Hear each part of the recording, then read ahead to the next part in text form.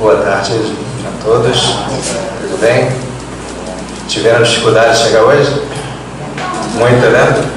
Parece que o trânsito não está bom, não sei porquê, não sei o que aconteceu. O trânsito da Alameda está meio complicado hoje. Né? Quem vai nos brindar, né, com a palestra de hoje é a Rosana Dória. A Rosana, ela tem um trabalho, qual é a casa que vocês estão trabalhando agora? É um outro grupo, né, aqui em Niterói, que também faz um trabalho com magnetismo, que é o Sementes de Amor. Fica na João Pessoa, né? João Pessoa 157 também. Então, nós nos conhecemos na verdade, foi uma vinda de Jacó Melo, aqui em 2012. 2012, né? O Jacó veio aqui ao Rio. E aí nós tivemos contato, nós entramos em contato, a gente tinha interesse em fazer um seminário aqui. E a Rosana é que acompanha o Jacó aqui, né, quando ele vem aqui ao Rio. E aí tivemos, né, a amizade aí começou, né, e não terminou, né, tá bem forte, né. E volta e meia a gente troca informações, né, sobre magnetismo, logicamente, né, sobre as questões. E então, é mais uma representante do magnetismo aqui em Niterói. E vamos então acolhê-la. E pode perguntar bastante, porque ela sabe muito, né? Pode perguntar muito. Tá bom? Mais uma vez, as perguntas, eu vou pedir que anotem, para que ao final a gente reserve um espaço, tá, Rosana? No finalzinho o final de cada momento, né? Então, às 5 horas a gente vai ter o nosso intervalo, então um pouco antes das 5 ela abre para perguntas e no final também ela abre pergunta antes do teste prático, tá bom? Vamos lá então, Rosana, fique à vontade. Boa tarde a todos. Foi muito bom a gente estar sempre à frente de uma tarefa, né? E falar de magnetismo é algo assim tão bom. A gente fala de energia, e nós somos energias, né? E o nosso estudo hoje tem tudo a ver com energia, que são centros vitais. E estudar, pesquisar, aprender sempre, isso é maravilhoso. Cada dia que passa a gente vai descobrindo uma coisa diferente e vamos adquirindo conhecimento ao longo do tempo para que melhor possamos servir, que é muito bom, né? Aquelas pessoas que nos procuram com seus problemas. E quanto mais a gente estuda, quanto mais a gente pratica, mais nós vamos desenvolvendo algumas questões em nós, não só do aprendizado, mas também como o tato magnético, a dupla vista. Tudo isso se faz presente em nós quando nós vamos partindo para a prática. Então é muito bom, é muito confortador trabalhar com magnetismo. Eu sou suspeita para falar porque eu adoro o magnetismo, eu amo essa tarefa magnetizadora e o magnetismo em si, né? E hoje eu trouxe para nós estudarmos juntos. Nós vamos falar sobre os centros de forças ou centros vitais. Vamos mudar aqui. Então, nós começamos com a definição e origem dos centros de força ou centros vitais. Nos limites mais densos do corpo psicossomático, perispírito, estão localizados os chamados centros de força ou centros vitais, servindo de processadores e vias de acesso de energia que circula deste para o corpo físico e vice-versa. Porque nós recebemos uma energia, também emitimos uma energia. E os centros de força, eles respondem em relação a tudo isso.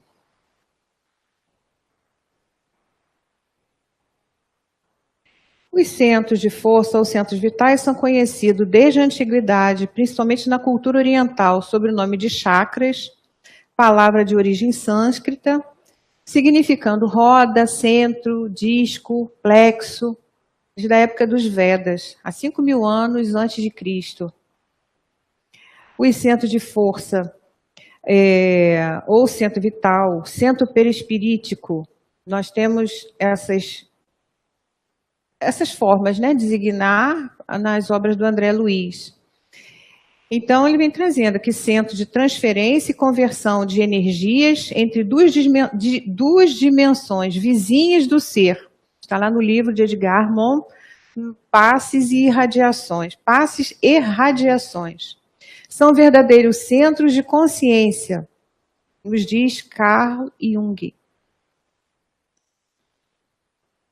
Então, nós temos aqui algumas figuras de centros vitais desfigurados e congestionados. Então, são várias doenças que podem deixá-los dessa maneira, né? Ou uma depressão, um câncer, ou alguma patologia que possa deixá-lo assim, fora do normal, né? Do que costuma, ele está rodando certinho, todo direitinho, ele começa a ficar desfigurado ou congestionado.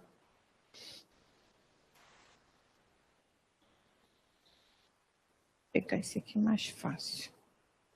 Aqui nós temos a figura de um centro de força visto de topo e na lateral dele. E aí ele com movimento, o formato é circular, lembrando uma roda, por ser um vórtice de energia.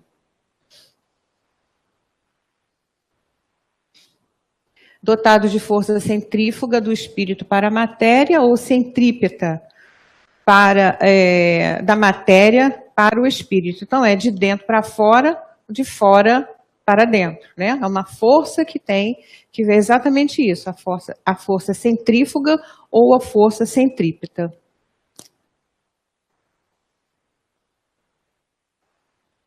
Vórtice é um movimento forte e giratório, um redemoinho, um turbilhão, uma voragem, uma disposição concêntrica e raiada de certos órgãos, um movimento intenso de forma espiralada, numa região limitada de um fluido. Eles são como vórtices energéticos, espécie de redemoinhos que giram de forma contínua em sentido horário, além de promoverem um movimento oscilatório em sentido perpendicular ao corpo, tendo basicamente a função de expelir ou captar a energia necessária à manutenção vital do ser humano. Então, a gente pode percebendo que o trabalho dos vórtices, né, da maneira como eles captam essa energia para a nossa manutenção vital. Daí a importância de nós nos mantermos sempre numa boa sintonia, com bons pensamentos, em bons lugares, porque tudo isso vai depender dessa captação para a energia vital, uma energia benéfica para nós, que vai facilitando o nosso viver, né? Fazendo com que a gente se mantenha num equilíbrio muito maior. São fulcros ou vórtices energéticos situados nas confluências do perispírito com o corpo físico.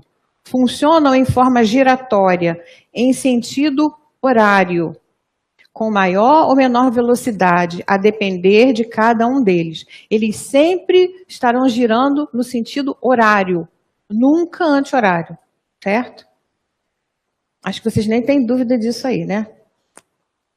O ano passado teve uma dúvida em relação exatamente a isso, aí nós demoramos um pouco mais, porque as pessoas achavam que sentando de frente para o magnetizador, eles viam como se fosse um anti-horário, mas não, é no sentido horário para quem aplica, né? E para quem está recebendo é a mesma coisa, mas eles fizeram uma pequena confusão em relação a isso. Então a gente deixa bem claro, está sempre girando no sentido horário. Então, fulcro, ponto de apoio, é o sustentáculo base, elemento de uma alavanca que corresponde ao seu ponto de apoio. É uma parte essencial ou mais importante? Um ponto básico, é cerne. Vocês lembram a figura que nós vimos anteriormente? Uma estava girando e a outra, né, meio afunilada. O fulcro é exatamente aquele finalzinho, né, que é o apoio, o sustento do vórtice. Agora nós passamos para os centros de força, conceitos, né? Os conceitos dele. Até agora está tudo bem? Está dando para vocês entenderem? Está fácil, né? São como voz energética, espécie de redemoinhos que giram de forma contínua em sentido horário, além de promoverem um movimento oscilatório em sentido perpendicular ao corpo, tendo basicamente a função de expelir ou captar a energia vital necessária à manutenção vital do ser humano. Então vamos, serve ainda como filtro de energia vital circulante e distribuidor desta mesma energia entre diversas outras funções ainda desconhecidas de nós mesmos. Então eles vão distribuindo essa energia circulante, né? E entre diversas funções que a gente ainda nem conhece pela maneira com a qual eles vão filtrando essa energia nossa. Então, é de suma importância tudo o que acontece em nosso organismo, junto com esses centros de força. E daí, então, a gente precisa ficar bem atento até à nossa maneira de vida.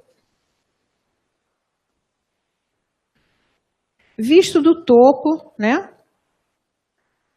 É de um centro de força. A vista de um topo de um centro de força. Aí nós temos a vista do centro de força no topo e as suas expansões. Porque ele vai abrindo, ele vai aumentando, não fica só naquela coisa pequena, né?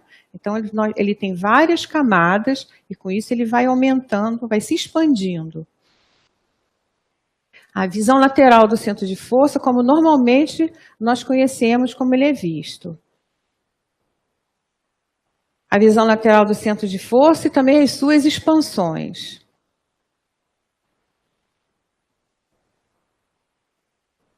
Aqui é um campo vital, como geralmente ele é visualizado, e o campo vital, como é percebido pela ação fluídica, raramente visualizado. A gente também pode não visualizar, né? Mas também pode se perceber essa ação quando ele vai assim meio que expandindo. Então, a movimentação e o estado dos centros de força podem ser constatados através do uso do tato magnético. É uma forma de se visualizar e diagnosticar a situação energético-vital de alguém, através das sensações percebidas nas mãos ou até nos braços do operador.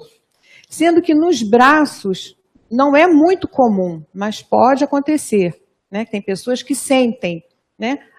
Quando fazem o tato magnético, não na mão, mas sentem no braço. Não é uma coisa comum, mas pode acontecer. Como também existem aquelas pessoas que não precisam nem tocar. Fazem o tato magnético, só de olhar já sabe o que está acontecendo com a pessoa. Então, quando chega até para fazer mesmo o tato, seria mais para constatar o que ela já estaria visualizando. Mas muitos já confiam nessa forma de tato magnético e nem fazem. Só prestando atenção já está percebendo ali tudo que está acontecendo com a pessoa. Então, este recurso do tato magnético ele é bastante utilizado pelos magnetizadores clássicos, sendo pouco utilizado pelos passistas espíritas. Porém, sendo o tato bem desenvolvido e bem analisado, as sensações captadas através dele pode ser um importante segundo instrumento anímico para a detecção de desarmonias e deficiências dos pacientes, bem como pode revelar inúmeras informações sobre as condições energéticas do mesmo. Então, o magnetizador, para ele poder trabalhar com segurança, ele precisa ter o tato magnético. Não tem como não ter o tato magnético, porque você não vai ter como diagnosticar desarmonias, verificar desarmonias, né? E através dessa verificação da desarmonia, é que nós vamos saber que tipo de técnica aplicar, qual tipo de tratamento que poderá ser adequado àquele assistido ou paciente, né? Para que nós possamos melhorar, harmonizar, reorganizar toda a estrutura do campo vital ou do órgão, porque o tato magnético ele é feito não só nos centros de força, mas também podem ser feitos nos órgãos vitais, para que a gente possa também diagnosticar determinadas doenças ou sentir alguma situação né? E depois até podemos conversar com a pessoa para saber se realmente está acontecendo ou não alguma coisa. Mas nunca dizer o que está se percebendo. Melhor não colocar nada, para não ficar aquela coisa do o achismo que depois não é, né? E às vezes também as pessoas ficam muito preocupadas com algumas coisas que podem ser ditas e que depois não acontece absolutamente nada, ou elas não têm absolutamente nada e cria-se uma preocupação, né, com a pessoa com o que ela ouviu de um determinado magnetizador. Também todo cuidado é pouco, né, com as palavras, quando nós estamos conversando com as pessoas que nos procuram para serem tratados. Então, a movimentação do centro de força pode ser constatada também através das sensações percebidas pelo passista em si mesmo, desde que se encontre atento a isto e que serão muito mais ricas quanto mais experiência este tiver. Que é uma forma também do tato magnético. Sente-se tudo o que está acontecendo com a pessoa com o outro, né? A pessoa está com uma dor de cabeça, então, de repente, você começa a sentir essa dor de cabeça, né? Está com um batimento acelerado, também pode-se sentir tudo que o outro está sentindo.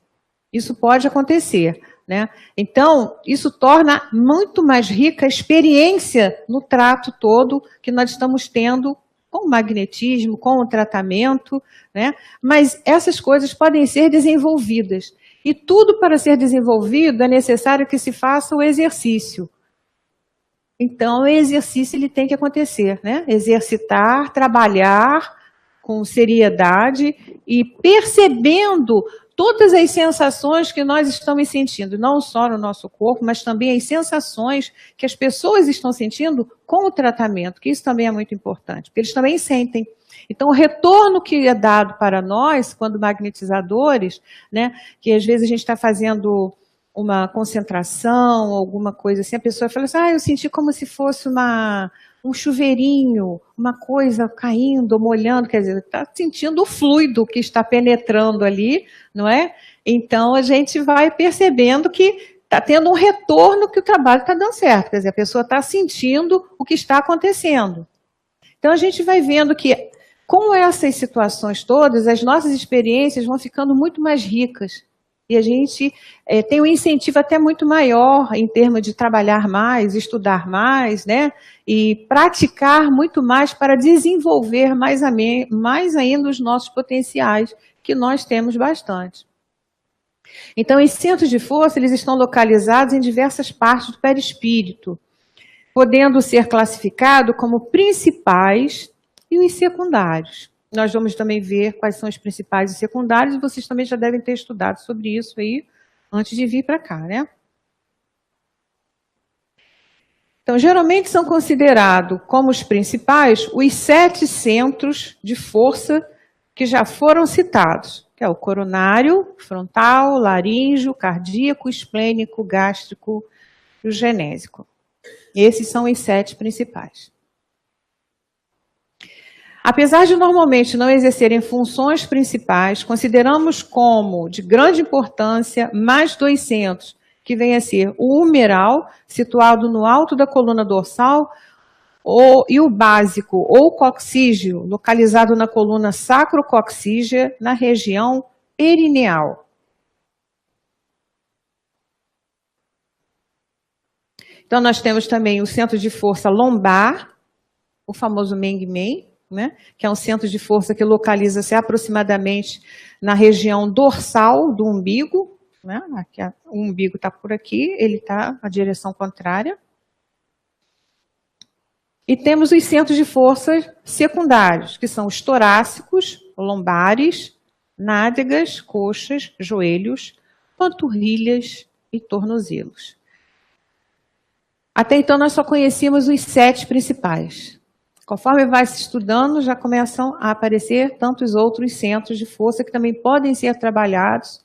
Quer dizer, o nosso corpo tem vários centros de força, né? E esses já começam a aparecer para também poderem exercer a sua função num trabalho. E também nós vamos ver, não hoje, né? Mas teremos uma oficina de TCM, não é isso, Roberto? Teremos uma oficina também de TCM. Então, vocês vão ver que se trabalha exatamente com esses centros secundários.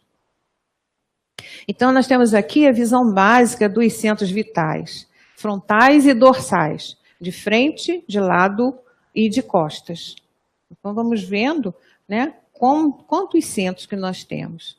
Até do lado, o reverso, né, da parte das costas, o reverso do frontal, do humeral, o reverso gástrico, do esplênico, do lombar, o ming-men, básico, e os centros de forças secundários também, o tornozelo, né, ali embaixo,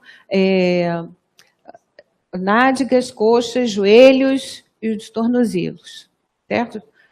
Também as panturrilhas, que não dá para a gente ver do lado, estou vendo pelo lado das costas. Dorsal, aliás, consertar.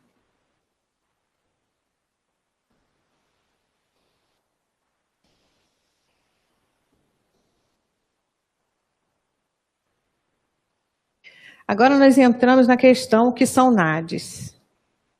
Quando a gente fala sobre NADs, não existe uma literatura espírita que venha dizer para nós o que seja realmente os NADs, que a gente possa procurar. Então, um magnetizador, quando ele trabalha e ele percebe que tem que fazer um trabalho com NADs, para muitos fica uma situação, NADs, onde vou procurar essa literatura, né?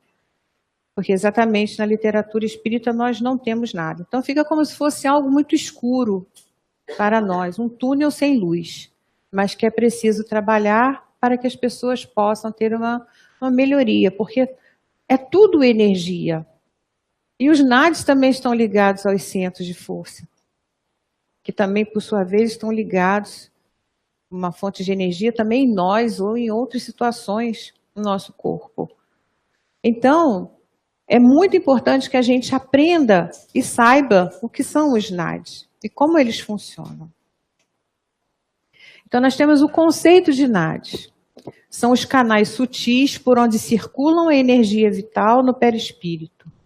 A palavra NAD vem da raiz NAD sânscrito, que significa canaleta, córrego. Há um NAD principal que age como se fosse um tronco ou eixo central, onde os centros de força principais se ligam.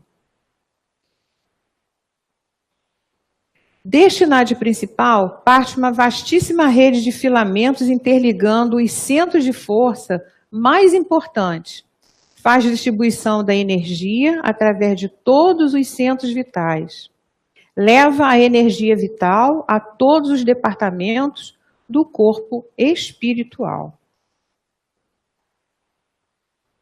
Os NADs estendem a sua influência até o corpo físico, colaborando na ligação entre este e o perispírito e suprindo as necessidades energéticas dos dois.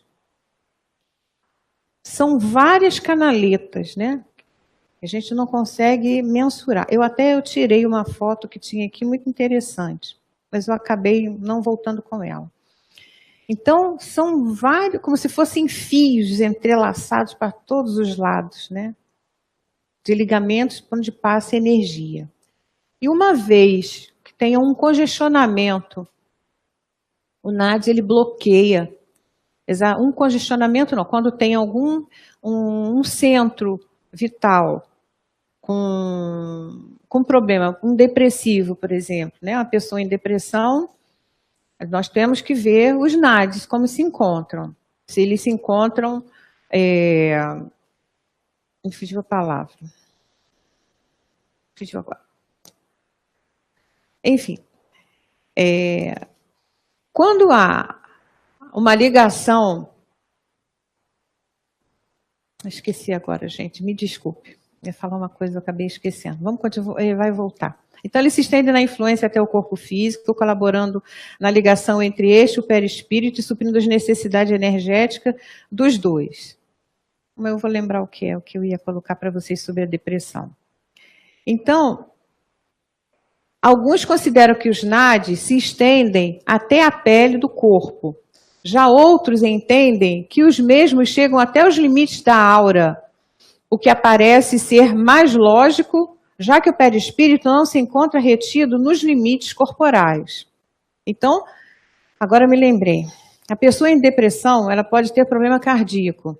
Então, o NAD, né, ele bloqueia numa forma de defesa esse momento, e o músculo cardíaco, ele acaba trabalhando muito mais. E a pessoa, então, passa a ter um problema cardíaco ou cardiológico pelo bloqueio do NAD. Como defesa que ele tem. Quer dizer, o nosso organismo, ele tem defesa de todo jeito, a gente está se defendendo, né? Para algumas doenças, para algumas coisas. A mesma coisa na forma energética acontece também.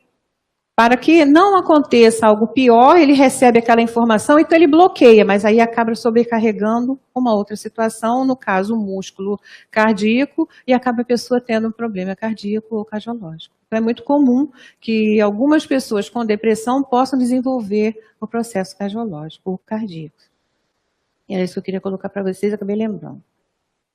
Sempre vem, né?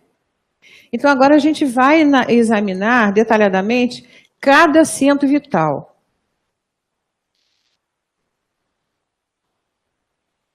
Então, nós temos o coronário. Ele é de mais alta frequência e localiza-se no alto da cabeça. Serve de interligação com o ser espiritual. Liga-se à glândula pineal. E comanda as funções psicológicas e cerebrais do centro da sabedoria.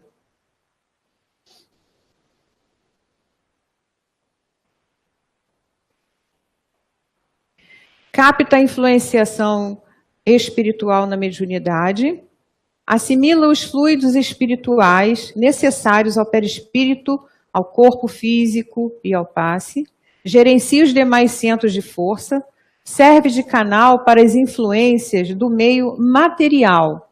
Sutiliza fluidos mais densos quando emitidos para o mundo espiritual.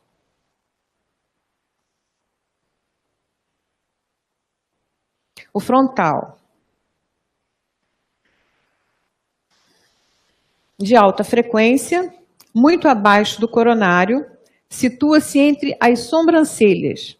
Administra o sistema nervoso central e o mecanismo da inteligência, gerenciador dos elementos cerebrais, sentidos da visão, audição, tato, olfato, e liga-se à glândula hipófise ou à pituitária.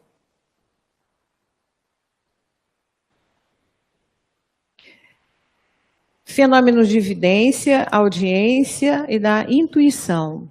E processos hipnóticos e de regressão de memória.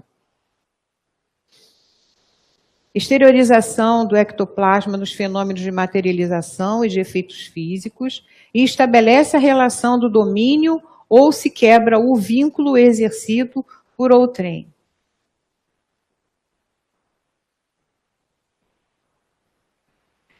Passamos para o laríngeo, que é também de alta frequência, muito abaixo do frontal. Localiza-se sobre a laringe, a garganta. Regula a fonia, o sistema respiratório, o processo digestivo inicial e a pressão arterial. Glândulas tireoides e paratireoides, além do timo. E responsável pelo sistema linfático. Considerado o centro da vontade e da criatividade.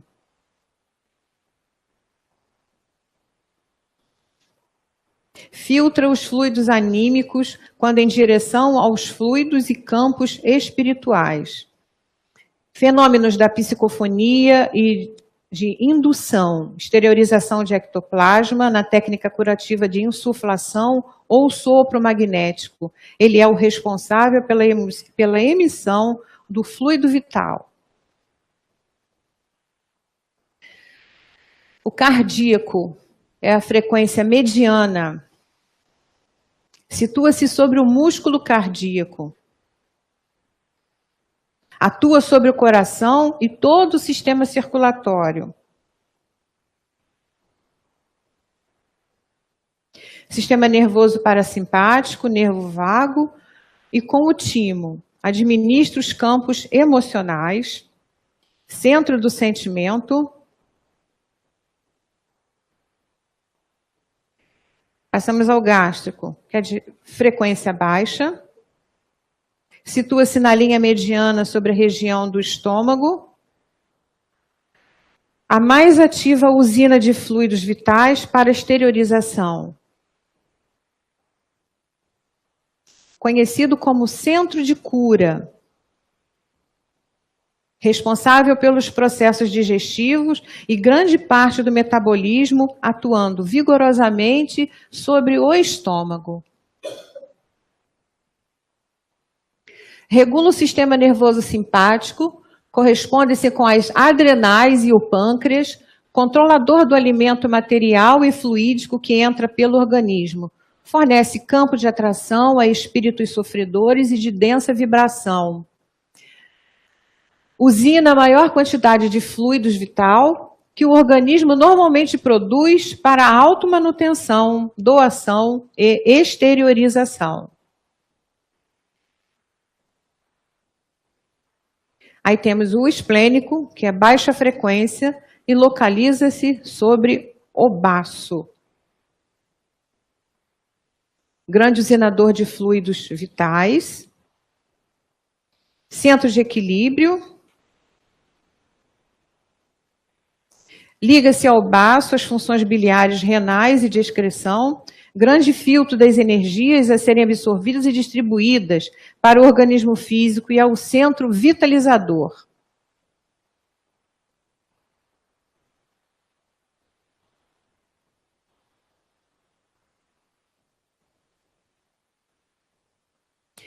Ele responde pelas atividades de doação fluídica a espíritos muito fragilizados ou com graves descontinuidades perispirituais. Usina muitos fluidos vitais para a recomposição orgânica, especialmente quando referente à reconstrução de órgãos, ossos, etc.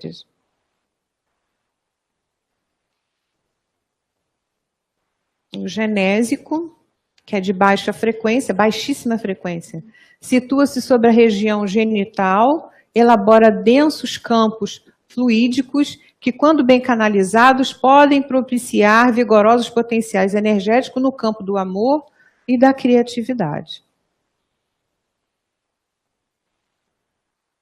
E é o centro procriador.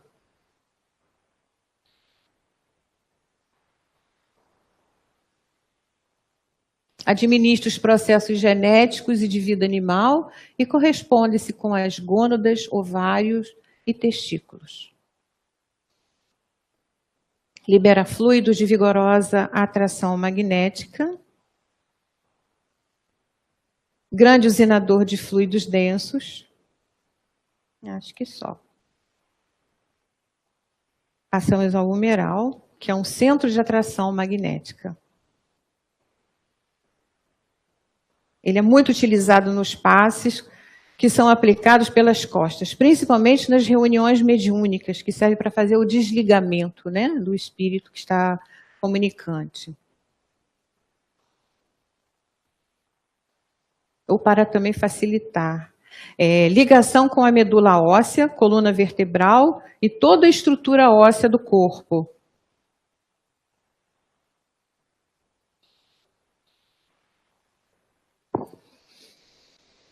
Responsável muitas vezes pelas tensões localizadas nos ombros, nuca, pescoço e costas.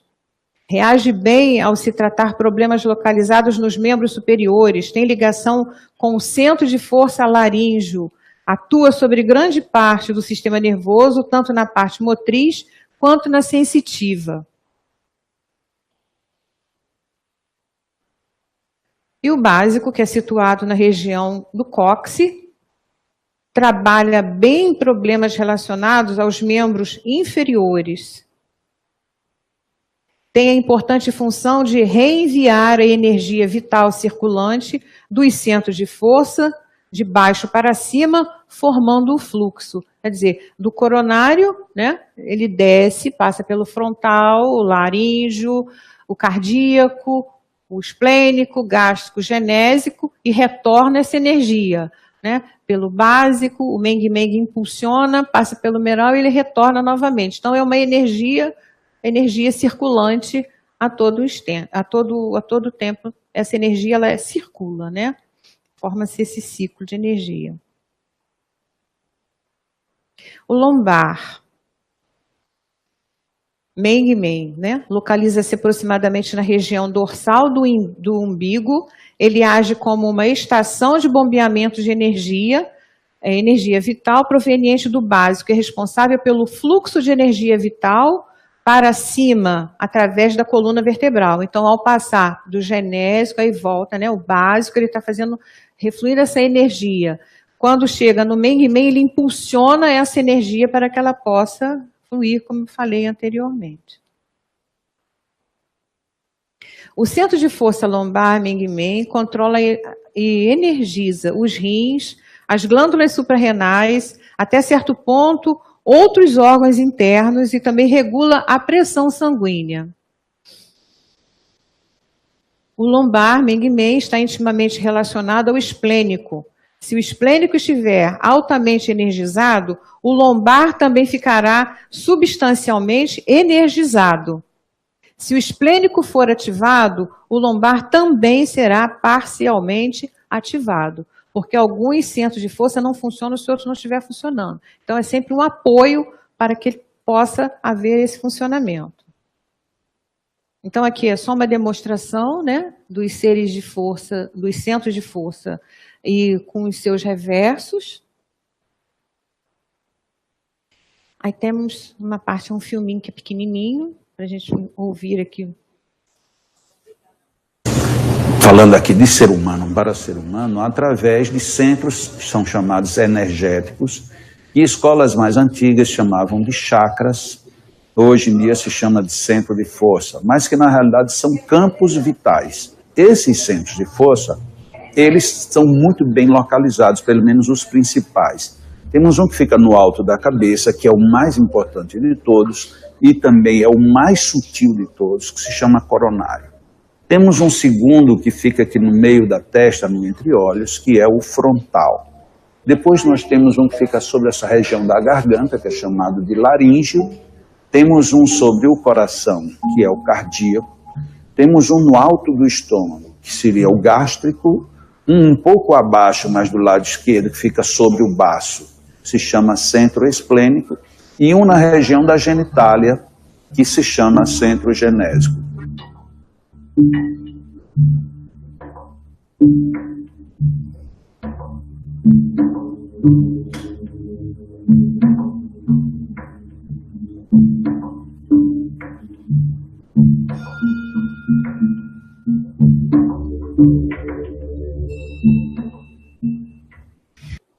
Até que vocês compreenderam? Tá? Acho que vocês estão aí na frente com alguma dúvida, não? Por exemplo, a localização do esplênico, em algumas figuras, é logo abaixo da mama. Mas não. A direção dele é para cá. É abaixo da última costela, 45 graus. Né? Então, algumas figuras, em algumas literaturas, aparece que é exatamente aqui. Tem aquela bolinha, né? Aquela bolinha coloridinha, bem aqui embaixo mesmo. Aí as pessoas falam, não, porque o esplênico fica debaixo da mama, mas não é localizado bem abaixo da mama, não. Ele é localizado debaixo da última costela a 45 graus, certo? Então, de repente, nessa figura, pode estar acontecendo exatamente isso, está criando essa dúvida para você. Isso também a gente tem que prestar atenção. Vai ver como é que é importante, né? Todo o estudo que a gente tem que fazer, até numa figura, a gente saber a localização correta. Então, vamos continuar. Agora, as funções dos centros de força. Então, examinaremos agora as funções dos centros de força, como eles sendo emissor de energia, canal dos impulsos espirituais, captador de energia vital, metabolizador das energias e como filtro energético. Como emissor de energia vital, nós emitimos a nossa energia nas seguintes situações.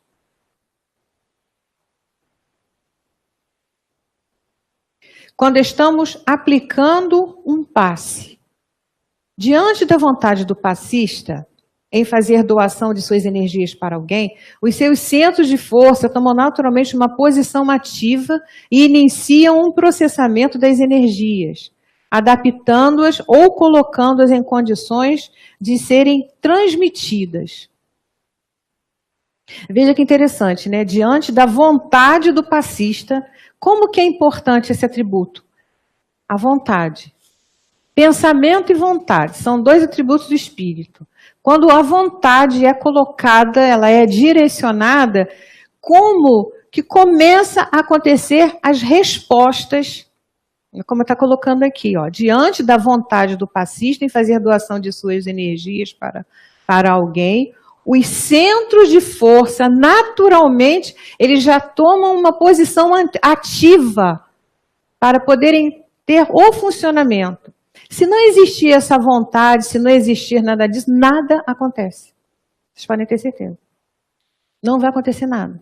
Então é muito importante no trabalho, o que é que eu quero que aconteça ali naquele momento? Eu quero ajudar. O que é que eu quero? O que é que eu quero fazer com aquela pessoa? Né? A nossa vontade, ela é determinante. Então ela vai determinar o que nós estamos querendo e automaticamente os centros de força, eles já começam a se posicionar para que o trabalho possa acontecer. Então veja que interessante como é que tudo vai respondendo, né? Tudo tem uma ligação com tudo, para que possa fluir da melhor maneira possível e que a gente possa ter sucesso no nosso trabalho. Preparando-as, né? Deixa eu voltar aqui. Colocando-as em condições de serem transmitidas, preparando-as para que sirvam a finalidade almejada, no caso, a cura. Os centros de força, então, através de uma impulsão, que podemos chamar de força ou componente centrífuga, emitem a energia. Então, numa força centrífuga, né? De dentro para fora, essa energia ela vai sendo emitida para que o trabalho possa ir acontecendo. De forma natural e voluntária, qualquer indivíduo pode inconscientemente ter os seus centros de força trabalhando por processar a energia vital, preparando-a para emissão. Nas trocas de energia com o ambiente, permutamos energia com o ambiente e com outras pessoas constantemente. Pode-se comprová-lo quando muitas vezes, após uma rápida conversa com algum conhecido, o mesmo diz que se sentiu bastante leve tendo conversado com aquela pessoa. Por que ele se sentiu tão leve, né? O tanto de energia que captou ali, sentiu-se leve. Ai, estou tão bem, foi tão bom conversar com você. Mas em compensação, como é que deve estar se sentindo o outro? Em termos também, às vezes, de desgaste fluídico, porque houve ali um consumo, né? Foi consumido nas suas energias. Então, a pessoa também deve estar assim, um tanto quanto desvitalizada ou não. Porque existem aquelas pessoas que já estão até preparadas para esse tipo de situação. Então não há o desgaste, é como se eles criassem uma barreira, alguma coisa assim, que o outro sente-se bem, mas ele consegue se manter, né? Então é muito interessante essa troca de energia, a troca de energia no ambiente, onde a gente chega e também se sente bem, sai revitalizado. Mesmo nesse momento que nós estamos tendo aqui, né? Nós estamos estudando, mas quando nós saímos do momento, saímos da casa espírita, a gente está saindo bem, a gente está revitalizado.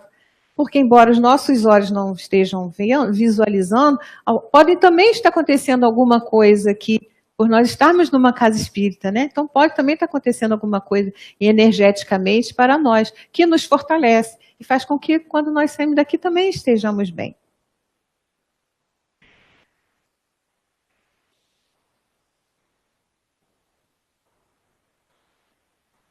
Então, de outras vezes, acontece o contrário. Sentimos-nos pesados ou angustiados, depois de um breve encontro ou mesmo de um aperto de mão com alguém. né? São aqueles sugadores de energia mesmo. Se apertou a mão, a pessoa já, ó, né, levou tudo. Ou acontecem aquelas coisas bem inesperadas.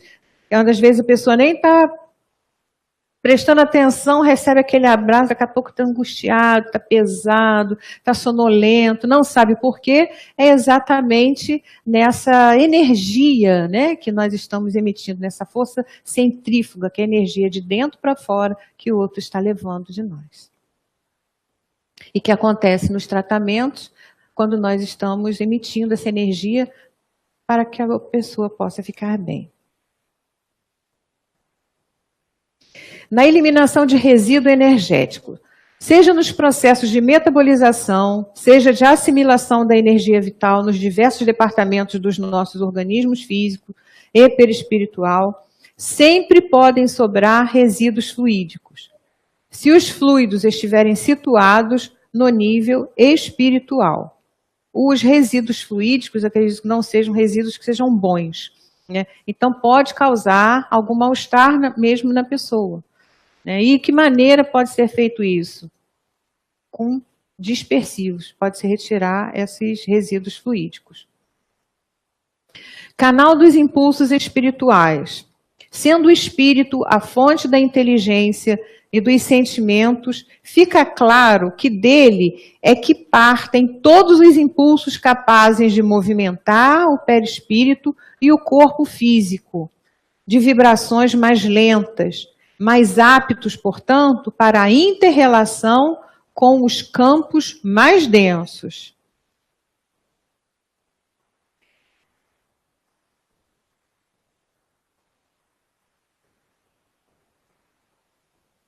Os impulsos espirituais, vontade, percepções, sentimentos, emoções, pensamentos, em formas de energia, atingem e influem no organismo físico, tendo como intermediário o psicossoma.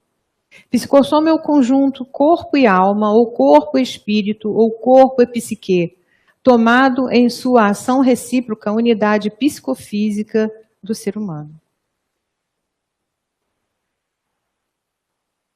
Então, o inverso também é verdadeiro, ou seja, toda a influência externa captada pelos sentidos físicos chegam ao espírito, utilizando o perispírito como meio de acesso. Então, tanto da parte, né, nós vamos ver que nós temos um fluxograma aqui, ou um cronograma, que é exatamente parte do espírito para a casa mental, da casa mental para o perispírito, do perispírito para o duplo etérico, o corpo físico, né? Então, vem essa energia e ela também retorna. Corpo físico, duplo etérico, perispírito, casa mental e espírito. Então, vejam bem que todos os nossos sentimentos, todas as nossas ações, todas as maneiras com as quais nós vivemos, né, vem do espírito para nós, com tudo que nós já vivenciamos, com tudo que está armazenado no perispírito, certo? E depois retorna também. E há sempre um filtro, que o duplo etérico ele filtra, né? Filtra até para chegar no corpo físico ou amenizado. Ou também essas emoções podem vir, são filtradas pelo duplo etérico para depois chegar ao perispírito. Agora, se temos uma vida, a ponto assim, uma coisa tão ruim que já não dá para filtrar mais nada, o duplo etérico nem filtro tem mais, já passa direto. E depois acontecem várias situações na vida da gente que a gente nem sabe o porquê. Determinadas doenças, determinadas situações no próprio organismo, né? É exatamente por conta que já não existe nem mais filtro, nem nada, então tem que vir e vem mesmo. Acontecem as coisas mais terríveis no corpo físico. Então, como canal dos impulsos espirituais, olha, como eu falei para vocês, então o impulso energético do espírito, vontade, percepção, sentimento, emoções e pensamento, né? Ele passa pela essa casa mental, tudo isso aí passa para o perispírito que transforma e adapta as energias espirituais através dos centros de força, enviando-as para passa primeiro pelo duplo etérico, que não está aqui, e depois é passado para o corpo físico, que transforma esses impulsos recebidos em ações e sensações físicas. O corpo físico recebe tudo isso e capta o exterior através dos sentidos físicos, ou seja, tudo que nós estamos recebendo, as sensações são boas, as sensações sejam ruins, né? Os sentidos físicos, como é que nós estamos sentindo isso no nosso físico? Porque o corpo físico, ele responde a todas essas sensações que estão vindo em nossa direção, né? Que veio trazida desde a parte espiritual. Então, o corpo físico, ele passa para o perispírito, que transforma e adapta esses impulsos físicos através dos centros de força, que estão localizados exatamente no perispírito, enviando-os novamente para o espírito. O espírito recebe a energética do perispírito e armazena sob a forma de experiência e aprendizado. Então, essa forma de experiência e aprendizado, elas chegam, já, desde do primeiro quadrinho, onde está impulso energético do espírito, não é? Então, fica tudo armazenado. Então, nós temos as sensações, os acontecimentos da nossa vida, com tudo que fica guardado, gravado no perispírito, que vem do espírito para o perispírito, corpo físico, né? Depois, corpo físico, perispírito e espírito, que armazena essas experiências e aprendizado. Então, é sempre uma coisa, né, circular, né? Aquela energia circular, né? Tudo se transformando e a gente percebendo, ou seja, quanto melhor vivermos, melhores as sensações, melhor o aprendizado, menos sofrimento, e as ações físicas, tudo melhora. Ficou entendido aí esse quadro?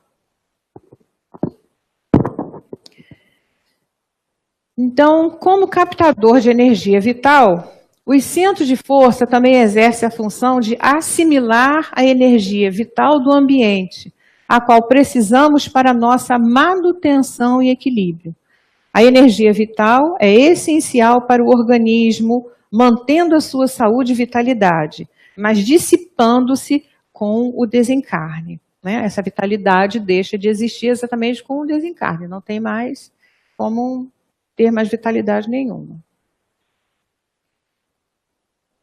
Podendo também captar energias ou fluidos em diversas situações, através do passe, estando os centros de força funcionando harmonicamente, eles assimilarão as energias do passista, introjetando-as no seu interior, acumulando-as para depois a distribuir na medida do necessário. Então, a gente também acumula toda essa energia e depois ela pode ser distribuída. A todo instante nós acumulamos e nós distribuímos, né? Nós doamos, nós recebemos, todo tempo é assim.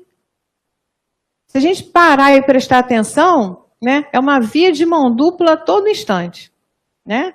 Nós doamos, nós recebemos, o tempo inteiro é feito dessa maneira.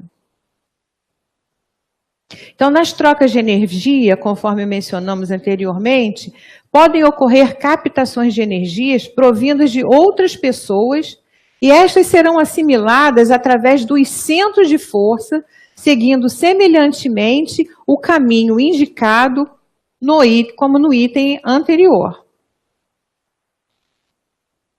A captação de energia do ambiente. Os centros de força captam incessantemente a energia vital, originária do meio ambiente onde o fluido vital, produto do fluido universal, encontra-se espalhado de forma potencial e latente por toda parte, aguardando o momento para ser utilizado.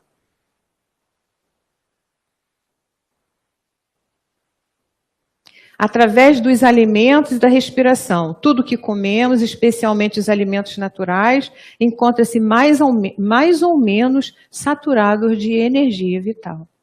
E essa energia vital também ela pode ser uma energia muito boa ou pode ser uma energia também muito ruim, né? Porque ela também se entranha, né? Numa discussão, no momento que está havendo a alimentação e a pessoa parte para discutir, também podemos saturar de energias que não são benéficas esses alimentos, né? E depois a gente ingere esse alimento. E aí também não é uma coisa boa, porque nós estamos ingerindo o alimento com uma energia ruim, mas que essa energia ruim foi causada como? Dentro do próprio ambiente em que se vive, através daqueles momentos calorosos, que não é nada agradável, mas que às vezes acontecem, né? Como metabolizador das energias, os centros de força exercem ainda a função de metabolização no processo de assimilação e desassimilação das energias, para que estas possam ser introduzidas no organismo perispiritual, primeiramente, e depois no organismo físico. Ocorre uma transformação que é elaborada pelos centros vitais. Então, nós temos, né? Nós recebemos, vamos ler de novo, os centros de força exercem ainda a função de metabolização no processo de assimilação e desassimilação das energias, para que estas possam ser introduzidas no organismo perispiritual, primeiramente, e depois no organismo físico, onde ocorre uma transformação que é elaborada pelos centros vitais. Ou seja, essas energias chegam lá no organismo, elas se transformam, né? E depois que elas são transformadas, elas chegam até o centro vital para que possa ser emitida uma energia. Conseguiram entender?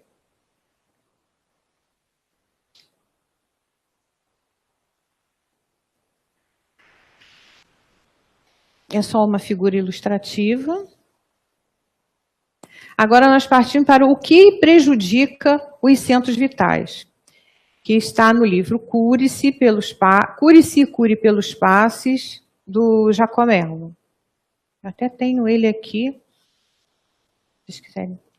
Está bem velhinho, mas é um livro maravilhoso, um livro muito bom.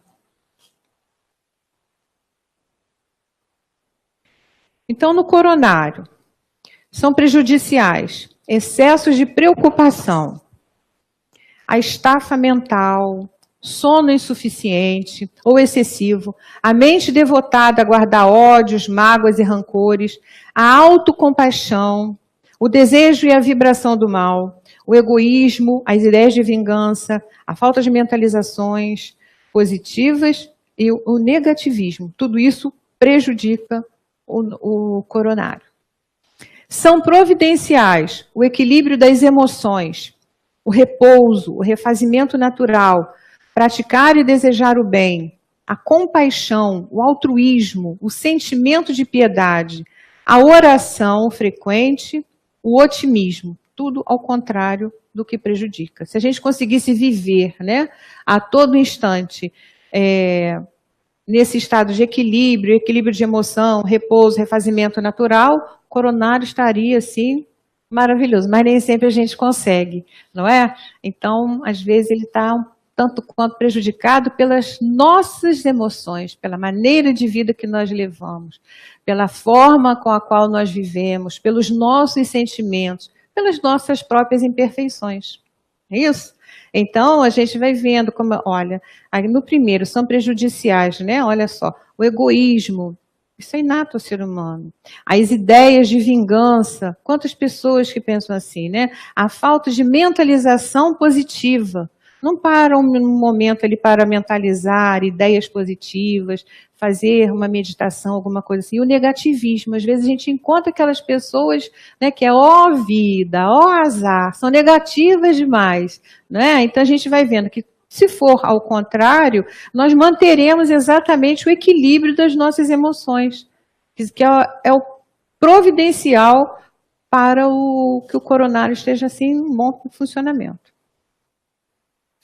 No frontal são negativos, ter olhos maus, importar-se e disseminar fofocas e mexericos.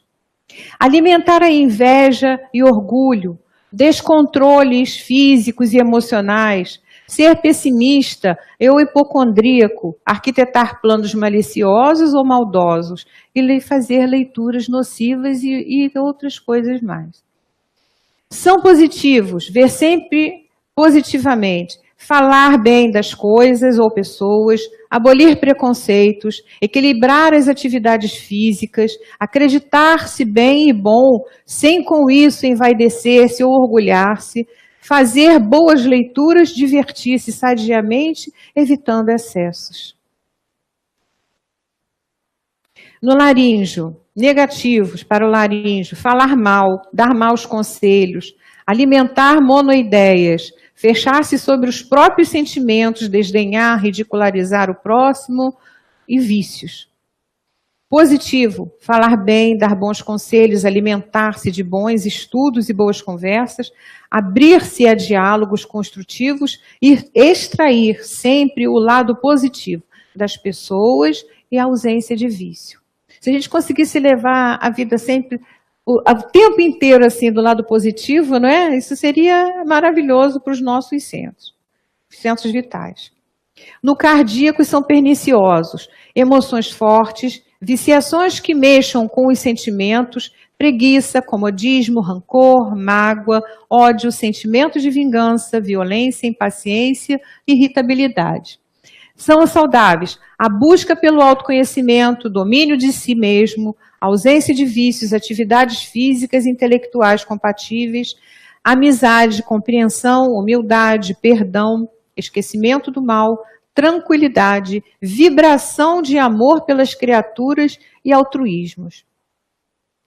Nós ainda nem chegamos, nós estamos no terceiro centro. Terceiro centro de força. E se nós conseguíssemos até o terceiro levar de forma saudável tudo que está sendo dito aqui, como é que o ser humano mudaria e as coisas funcionariam de uma maneira completamente diferente? Não é? Mas, infelizmente, tudo se mistura. As boas emoções, os bons sentimentos, né? Tudo se mistura. Então, todos temos um pouco do bom e temos um pouco do ruim. Né? Não existe aquele todo ruim nem todo bom. Tem sempre alguma coisa ali para complicar. Mas se nós conseguíssemos levar o tempo inteiro só nas coisas saudáveis, né? A vida seria uma beleza. Não existiria um monte de coisa na gente, certo? Nós só chegamos no cardíaco só. Exatamente. Isso, um vai passando para o outro, vai contaminando o outro. É um apoio do outro, né? No gástrico, são ruins a gula, o aguçamento do apetite por interesses subalternos, alimento de difícil digestão, o jejum continuado, vícios de disfunção digestiva, descontrolar-se emocionalmente, hipocondria, elevados níveis de açúcares. São bons educação alimentar, alimentação regular, natural e equilibrada, digestão normal, ausência de vícios. Olha só. No esplênico, pouca ingestão de líquido, alimentação muito condimentada, exercícios físicos excessivos, mágoas não resolvidas e irritabilidade. Tudo isso são situações infelizes para o bom funcionamento do esplênico. E são felizes para o bom funcionamento, né? A ingestão de muita água, alimentação natural, com no mínimo de condimento, exercícios físicos regulares dentro dos limites individuais, superação de mágoa, paciência, bondade e mais algumas coisas por aí. No genésico, são lamentáveis abusos sexuais, uso de afrodisíacos, excitantes e estimulantes sexuais de toda ordem, fixação sexual, aborto, ideias criminosas, fumo, álcool, tóxico. E são requeridos o controle da educação da sexualidade, suas funções e uso, ideias criativas e ausência de vícios. Agora nós vamos chegar a falar da usinagem nos centros vitais. Até aqui, está tudo bem? Mesmo a gente estando fazendo a leitura, depois se vocês quiserem fazer perguntas, tá? Eu vou responder o que eu souber, o que eu não souber eu trago para vocês depois. Porque às vezes a gente nem sabe tudo, né? Quer dizer, ninguém sabe tudo, né? Então, a usinagem nos centros vitais. É muito interessante quando a gente está trabalhando como magnetizador e prestar atenção nas sensações, né, do nosso corpo, o que nós estamos sentindo. É muito importante que nós aprendamos a nos conhecer, porque quando nós conhecemos, nós sabemos o que nós estamos sentindo, e a gente vai poder saber até mesmo em relação a uma usinagem. Algumas pessoas, mesmo não sendo magnetizadores, às vezes sentem algumas situações que eles também podem usinar. Porque o tempo inteiro, né, os nossos centros, eles estão trabalhando. Então, não é somente por sermos magnetizadores que vai acontecer essa usinagem. Mas, geralmente, quando nós estamos trabalhando, é muito importante nós prestarmos atenção nesse momento, porque nós passamos a conhecer, né, por onde é que eu usino mais, por onde é, né, aquela situação toda que usina mais, que usina de menos, ou não usina ainda, ou usinar, sempre vamos usinar, mas não prestamos atenção ainda onde e como acontece. Então, agora, a gente vai partir para esse estudo da usinagem nos centros vitais. Quando uma usinagem magnética se inicia, os centros vitais entram em esforço de produção fluídica, deixando vivas sensações no corpo físico. Está lá no Manual do Passista, na página 25 e 26. É sensível essa usinagem fluídica? Na grande maioria dos casos, sim. Mas como depende da sensibilidade do usinador, pode ser que aconteça a usinagem e, mesmo assim, o usinador não a sinta. Seja por ela acontecer de forma branda, seja por ele não lhe dar a devida atenção. Foi o que eu falei. A usinagem, ela vai acontecer, mas a gente nem está prestando atenção, né, no que está acontecendo. Mas ela vai acontecer. Então, está lá na página 234 do livro Cure, Cure-se pelos Passes, do Jacob Mell. Eis as principais sensações no magnetizador. Está no capítulo 24 do livro Cure, Cure-se pelos Passes. No coronário, um certo calor muito brando ou um redemoinho no alto da cabeça. Pode também se sentir como se fosse um rocio, né? Aquela coisa assim, é uma forma de usinagem. No frontal, uma coceira circulando no entre-olhos. Uma sensação de lacrimação, leves pontadas na testa, dores de cabeça localizadas na fronte ou nas têmporas. No laríngeo, coceira na garganta, sensação de pigarro, como se algo fosse se desprender ou penetrar na garganta, uma vontade de tossir. Vocês já perceberam alguma coisa assim? Alguém já teve algumas dessas sensações? Já teve? É interessante, né? Quando acontece, né? Às vezes a gente nem sabe o que está acontecendo. Dá aquela vontade de tossir, fica aquela tossinha seca, aquela coceirinha na garganta, né? Nem sabe por quê, acha que eu estou me gripando. Não, é a usinagem que está acontecendo, né? Ele sai dali e acabou tudo, não está acontecendo mais nada. No cardíaco, palpitações, alterações no ritmo cardíaco, sensação de inchaço ou murchidão no coração, sudorese. Aí, quando algumas pessoas sentem isso, procuram um médico e faz um monte de exames, né? Porque acontecendo com uma frequência, a pessoa vai achar que está realmente com algum problema cardiológico. Então, procura o médico para fazer exame e não dá nada. Mas também não sabe que pode estar acontecendo uma usinagem no seu organismo, na parte do cardíaco. No gástrico, sensação forte de giro no alto do estômago, como se o mesmo fosse estufar ou encolher de vez.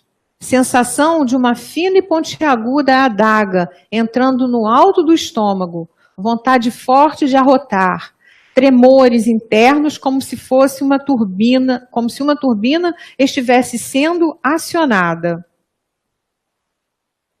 Normalmente, em especial, nos 3 centros inferiores, gástrico, esplênico e genésico, essa sensação de turbinamento é percebida muito forte, ao ponto de ser comum o registro de seu zumbido pelo ouvido interno.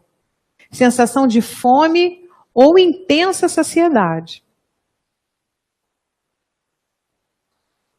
No genésico, redemoinho sobre a genitália, pontadas nos testículos para os homens, ou nos ovários para as mulheres, e uma excitação genésica. Então, às vezes, algumas pessoas até confundem ou estranham, né? Porque está de frente ou para uma mulher ou para uma senhora. Não, mas por que eu estou sentindo isso, né? Como que eu posso estar sentindo uma coisa dessa? É pura e simplesmente a usinagem. Porque se estiver acontecendo alguma coisa diferente, a pessoa não tem que estar ali, né? Ela está precisando de tratamento, ela não tem que estar ali. Porque se realmente ela estiver de frente, aplicando um passe, e está sentindo uma excitação, que é exatamente oh meu Deus do céu, a usinagem do genésico, né? Mas a pessoa não está entendendo. Se ela não estiver percebendo que seja exato só por uma gente, que branco. Uma usinagem, né? A usinagem, ela tem que estar no lugar do paciente se tratando, não trabalhando. Né? Porque aí os papéis estão trocados ali completamente. O genésico tem a sua usinagem e as sensações são exatamente essas. O paciente pode sentir também? Pode, também pode. Qualquer pessoa pode sentir a usinagem. A pessoa que não estuda, é paciente, é que vai sentir esse negócio. Pois é, mas aí se ela for colocar, ela também pode chegar e ser esclarecida do que está acontecendo. As sensações apresentadas no livro Cure-se e Cure pelos Passes não seriam relatos pessoais, os quais não deveriam ser tomados por regra? Questão das sensações na usinagem, né? Que foram apresentadas, né? Isso aí não seria um relato pessoal, ou seja, pode ser diferente? Bom, são vários tipos de usinagem, não é uma só. Então, não, eu acho que ele está perguntando as sensações, né? Por exemplo. Então, as sensações são várias, não apresenta uma só. Por exemplo, no coronário você pode sentir um redemoinho, um rocio, são vários, né? Então, a gente pode tomar uma base, mesmo sendo um livro com... São perguntas e respostas, não é propriamente Jacó. Quem pergunta e quem responde, ele recebe as perguntas, ele responde para as pessoas. Então, acredito que essa resposta que ele está dando, né, experiência pessoal dele. Exatamente, a experiência pessoal de tudo que chega para ele, né? Agora, cada um vai saber o que está acontecendo consigo mesmo. Como distinguir a usinagem da excitação genésica? Vocês agora... Tinha que ter uma pergunta assim complicada de se responder, né? A própria pessoa ela precisa se conhecer, gente. Não é possível. Você vai estar ali...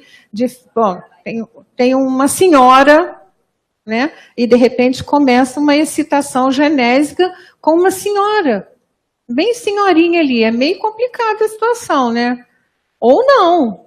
Mas a pessoa se conhecendo, ela vai saber como que ela é. Como que é a parte da moralidade.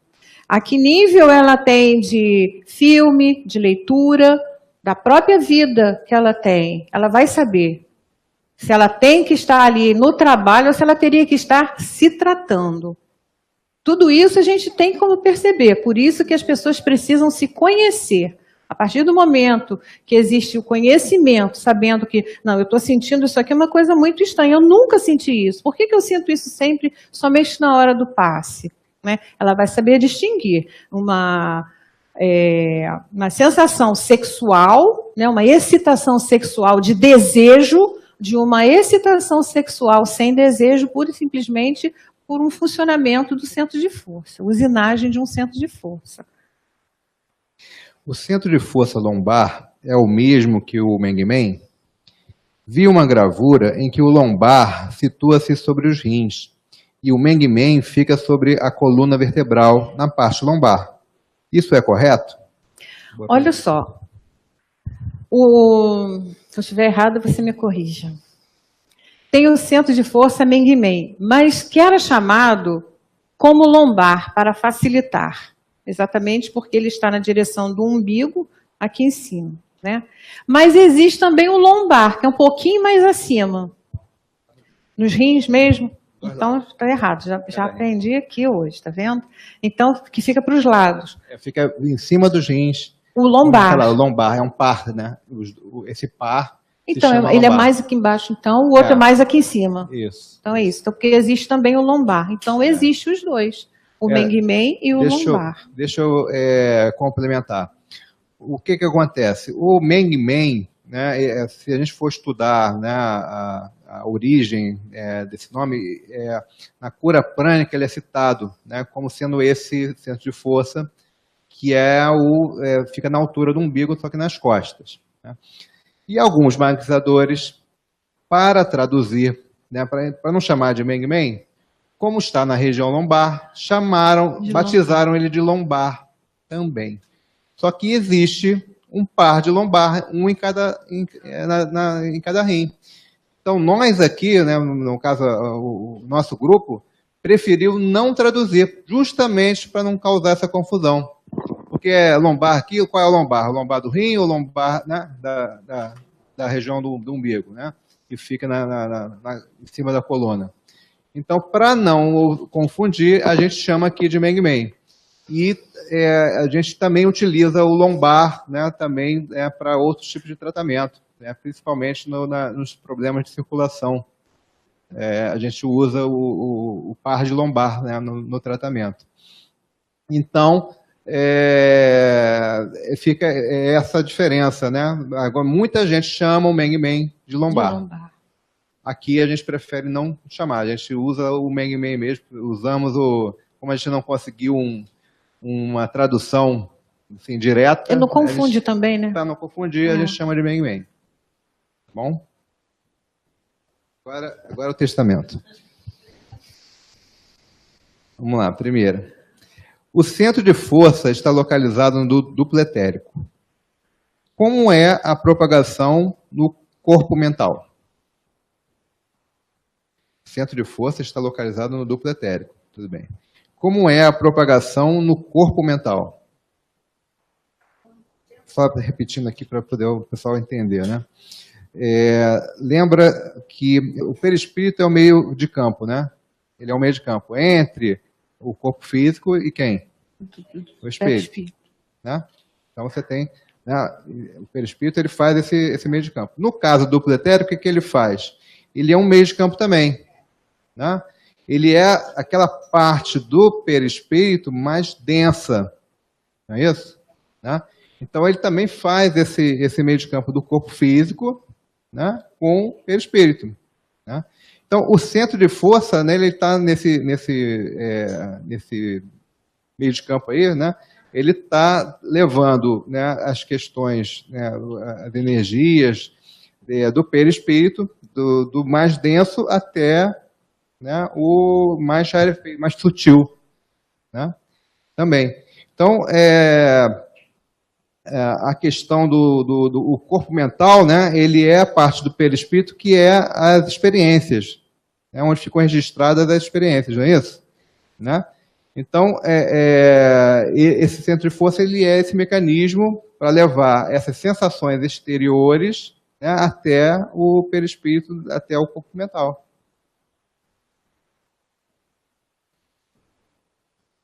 Vamos lá. Tá. O centro de força, ele faz como ele está no duplo etérico, né, ele capta as sensações do exterior, né, e como ele está no perispírito, né, ele leva isso até o corpo mental. Aí você tem, como é esse caminho, eu não sei. Né? Esse registro, né, das sensações, né, que ficam em experiências, né, o centro de força ele faz essa captação dessas sensações. Ele capta as sensações, ele transforma essa captação com essa captação e as sensações e transmite para poder chegar até o campo mental, com certeza, porque vai chegar às sensações de uma forma diferenciada. Exatamente. Até o espírito. Porque não é o centro de força que vai chegar ao espírito. Tudo. São as sensações que já foram filtradas nele. Por isso que, assim, existe uma ideia de que, acabando o duplo etérico, né? Ou seja, quando há o desencarne, o duplo etérico ele se desfaz. Né? Mas o centro de força não acredita. Não acredita. Né? Exatamente. Porque senão, né? Como é que vai chegar lá as sensações? É isso mesmo. Vamos lá, segunda. Quais as angulações do centro de força? Principais e secundários em relação ao corpo físico. Tá. Então, ela quer saber, em relação ao corpo físico, qual é a angulação. Por exemplo, o esplênico, ele é 45 graus. 45 graus. Né? Aí você pode falar aí, né, mostrando quais são as angulações. Todos são de frente, né? Pelo menos aqui. O coronário para cima, né? O frontal aqui para frente, situado aqui entre os olhos, não é isso? O laríngeo também sai de frente, cardíaco. O esplênico, ele sai a 45 graus, como eu falei, debaixo aqui da última costela, né? Nossa, não debaixo da mama, mas vem para o lado, né? 45 graus. O gástrico também de frente, o genésico também de frente. Quando chega no básico, ele tem 45 graus, mais ou menos, que ele também uma angulação de 45 graus para trás. Para baixo. Para baixo? Então, mas para baixo, mas ele vai um pouquinho para trás, 45 graus. Né? Pouquinha coisa, pouquinha coisa a inclinação dele. Depois temos o Mengmen, certo? Que também é para trás. E o humeral, também para trás, todos assim. Aí depois vem os anversos, que aí vem frontal aqui atrás, né? O laríngeo, às vezes, pode se confundir com o humeral, por eles estarem muito próximos. O cardíaco, também na mesma posição. Agora, quando chega no esplênico, já é diferente, ele já sai do outro lado, do lado direito nosso. Tá? Ele entra a entrada dele é pelo lado esquerdo e a saída dele é pelo lado direito. Tá? Aí, qual mais? O genésico. Não, eu já falei, vim para cima, aí depois chegamos aqui no coronário outra vez. Eu fiz um fluxo e um refluxo. O dos secundários, né? Aí a panturrilha é pelo lado de dentro. Porque eu tinha aqui a foto ainda agora aqui. Né? Se conseguisse voltar aqui. Deixa eu ver se eu consigo voltar. Porque antes da panturrilha tem das nádegas. Então, olha a visão básica dos centros. Onde que tem a luzinha aqui no meio, Roberto? Então, olha aqui, ó. Coronário, frontal, laríngeo, sempre de frente. Cardíaco, gástrico, esplênico. 45, isso. Umbilical, genésico. Tá? Aí depois temos das panturrilhas, ou das coxas, os secundários, os dos joelhos, as panturrilhas e os tornozelos, aqui atrás. O tornozelo também ele é angular, né? Também pode ser angular. Aí não está, né? Qual é que é genético ou básico? Básico. O básico. Que é esse daqui, que na verdade aqui está errado, né? Ele é assim. Ele cai um pouquinho, Ele é um pouquinho assim. A panturrilha é para dentro. É para dentro. Mas muito pouquinho. Acho que é muito pouco. Não. É muito pouquinho, quase nada. Porque a gente trabalha mais reto mesmo, né? Quase reto mesmo. E aqui, na parte do dorsal, né? Aí nós temos o reverso do frontal, temos o humeral, mas que por ser aqui, olha, o laríngeo às vezes pode confundir pela saída no humeral, mas é uma diferença, uma distância bem pequena, tá? O reverso do gástrico, do esplênico. Olha só, nós aqui temos a entrada, aqui nós temos a visão da lateral, e aqui nós temos já, do outro lado, é o lado direito, a saída dele. O lombar, o par de lombares, o meng-meng e o básico. Aí temos os centros secundários das nádegas, coxas, joelhos, panturrilhas e tornozelos. Respondido? Mais alguma dúvida?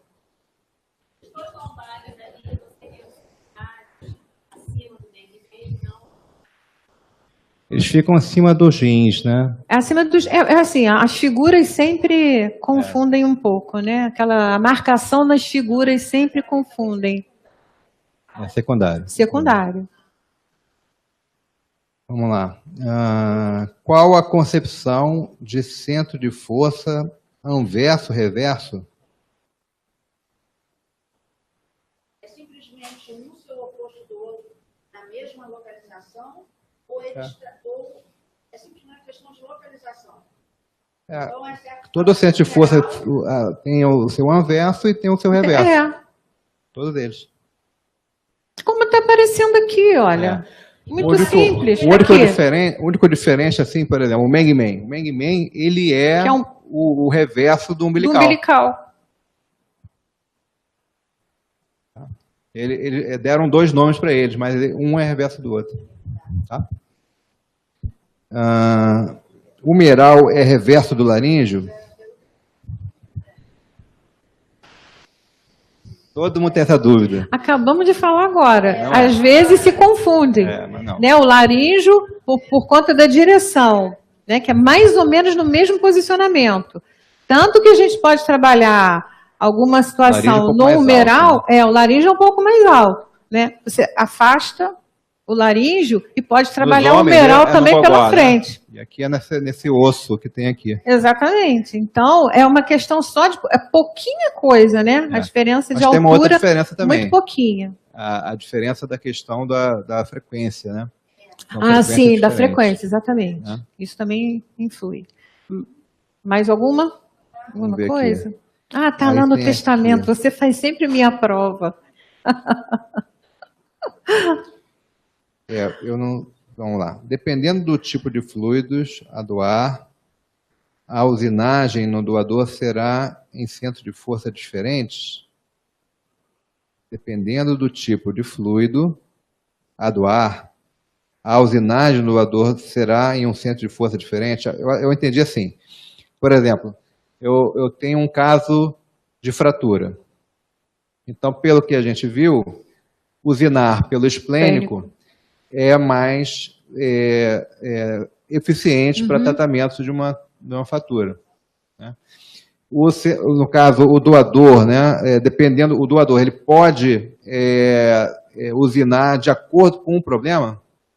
Por exemplo, ou não, se ele usina pelo gástrico, vai ser sempre pelo gástrico, ou se ele usina, ele pode mudar de acordo com a necessidade? Acho que foi essa a pergunta, né? É isso? Eu acho que pode. Uma pessoa pode usinar independente do centro de força. Não necessariamente, até pelo que ela está ali na frente para ela tratar.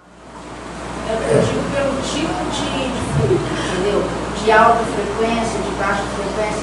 Então você já usina, o doador já usina de acordo com o problema. Não necessariamente, não. Porque muitas vezes a pessoa pode não sentir usinagem. Costumam dizer, né, que as pessoas que têm essas sensações exatamente no esplênico têm um magnetizador e tanto, porque ele cura inclusive fratura.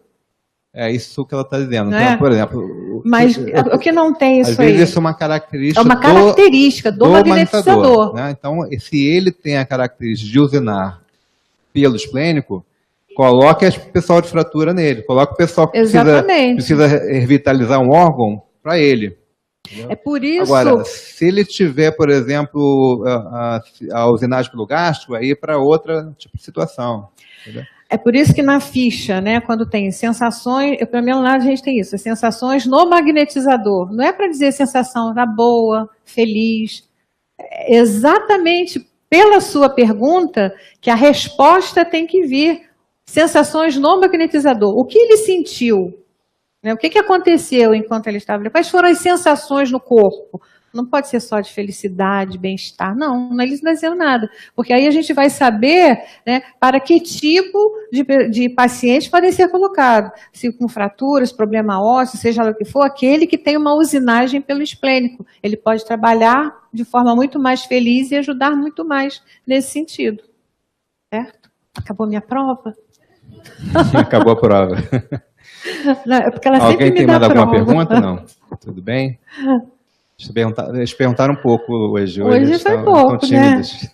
Mas todo mundo entendeu tudo, todo mundo sabe ali. tudo, né? Essa questão ela não pode ser determinada justamente pela vontade, dependendo do problema, né, de saúde do paciente. A sua vontade, pela vontade você vai usinar, independentemente de... Pode ser? Ele está perguntando, vou repetir a pergunta para o pessoal da internet poder ouvir, né? Eu acho que eu sem querer abri aqui. A questão da usinagem, se ela pode ser ou não direcionada pela vontade do magnetizador. Ou seja, de acordo com o problema que tem, o paciente tem, ele tem a necessidade de usinar por um centro de força esplênico ou pelo gástrico, ele escolher por qual fazer isso. Nós temos muito pouca pesquisa nisso, né? nessa questão. O que a gente percebe hoje é que tem magnetizador que tem mais facilidade de usinar por um centro do que por outro. Né? Agora, se ele tem a capacidade de acionar essa usinagem pela sua vontade, a gente não desconhece. Mas é possível que sim. Eu assim, acho que é possível, porque como assim, é pensamento e vontade, né? Então, se o centro de força, né, é seu, eu acho que faz parte, né, até do trabalho do magnetizador se esforçar nisso, desenvolver isso, né? Agora, hoje a gente tem dificuldade até para ter as sensações do tato. Então, a gente está muito aquém ainda. Muitos ainda nem sabem o que é um tato magnético. Não se exercitam, né? Porque o tato magnético, como fala o Allan Kardec, ele pode ser desenvolvido. Mas pode ser desenvolvido com o quê? Através do exercício. Na prática, exercício, estudo, o autoconhecimento. Se nem isso a gente ainda se conhece, que dirá, né, direcionar, não, agora eu vou usinar pelo esplênico, agora eu vou usinar pelo gástro, agora eu vou usinar... A gente está longe um pouquinho disso. Eu quis expressar o seguinte, se tem alguém que está com uma fratura, né, e eu vou aplicar um magnetismo, mesmo que eu não saiba, já raciocínio que tem que ser por determinado centro de força, pela minha vontade eu vou usinar para ajudar, auxiliar na cura daquele problema. E automaticamente... Não. Aí não. Aí eu desconheço essa prática, né? Você vai, assim, a questão da usinagem, ela é algo da característica do magnetizador, né? Se ele tem a característica pelo gástrico, vai ser pelo gástrico. Se ela tem pelo esplênico, pelo esplênico. O que a gente está discutindo aqui é se ele, pela vontade, pelo exercício, pelo seu desenvolvimento, ele vai poder direcionar isso ou não. Tá ok. E como ele vai saber, como é que ele sabe ou alguém vai identificar, ou se é pelo que ele sente ou pelo que o outro sente? Como ele vai saber qual é o órgão? Tato magnético. Tá. Mas alguém vai entender como? Tato magnético. O tato ele vai perceber onde que está a desarmonia e aí ele, né, tem que decidir como é que vai ser o tratamento. Ela quer saber, acho que ela quer saber o que a pessoa sente e o outro sente a mesma coisa. Como é que vai saber se está sentindo mesmo? Como é que eu vou saber, por exemplo, estou fazendo curso aqui e qual é o grande usino? Qual é o tato magnético? Mas quem que vai descrever esse tato? Sou eu própria? É você mesmo, com as sensações que você estiver sentindo. Pela sensação que... Pela sensação, Isso. Aí você vai chegar, vai falar, se estiver trabalhando aqui, ó, Roberto, estou sentindo uma coisa estranha, parece que eu tenho uma taquicardia, eu não sei se é meu. Ele vai falar, observa. Ele não vai dizer, você está usinando. Observa. acontecendo com uma constância, uma situação assim, às vezes até se faz algum exame. Então, realmente pode ser uma usinagem. Pode ser usinagem, pode ser tato, pode ser várias coisas. Você citou uma pessoa que está sentindo várias coisas, está fazendo uma avaliação, no caso patológica, e não é definido, não há um diagnóstico. Então, isso aí ela você não estava citando que ela estava sentindo isso como estava fazendo magnetismo. Né? Muitas pessoas podem vir a sentir, se apavoram e vão procurar um médico, aí fazem exame. No exame não dá nada. Então, era puramente, ela poderia estar usinando, ela poderia estar fazendo o tato, está sentindo também a mesma percepção, a mesma coisa que o outro. Então, necessariamente, era da saúde dela. Entendeu? Você vai se sair só no caso que você não estiver fazendo um tratamento, ou não? Assim, administrando o magnetismo ou independente. A gente está aqui exemplificando um caso de um magnetizador que tem uma percepção, né? Essa percepção pode ter várias origens, né? Pode ser por causa de um tato magnético, por exemplo, o paciente tem uma desarmonia naquela região e ele sente a mesma coisa que o paciente está sentindo. Então, se nós soubermos que o paciente também sente aquilo, opa, isso é tato magnético. Agora, se o paciente não tem nada ali naquela situação, ele pode estar usinando pelo cardíaco, por exemplo. Né? E aí, é lógico que tem que descartar se é algum problema médico, coisa e tal, né? Descartando isso, provavelmente ele está usinando pelo cardíaco.